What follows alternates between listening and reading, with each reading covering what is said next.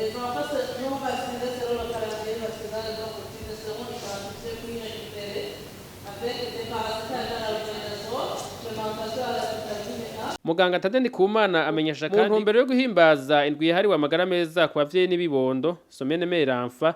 kuva ku igenekerezo rya 21 Mukakaro gushika ku rya 23 hategekanijwe ibikorwa bizobera ku bucimbiri bwose bugize igihugu c'u Burundi uko ari 1817 bikabijanye no guhimiriza bene gihugu bose kwikingira ikiza ca coronavirus no kuronsa abana n'abakenyezi bibungenze imiti y'inzoka n'amama ya vitamine A ku bana badashikana imyaka 5.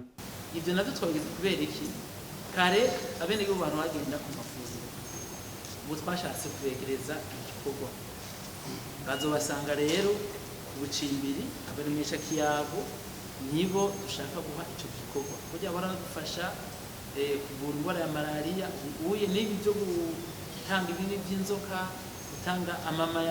ya vitamine A gwanya ubuhumyi cyangwa izindi nyigisho dushaka yuko bazoza bikorera ku bucimbiri bari kumwe n'amajeje intwara bitoreye ku mitumba no ku bucimbiri rero twitezeye ko abana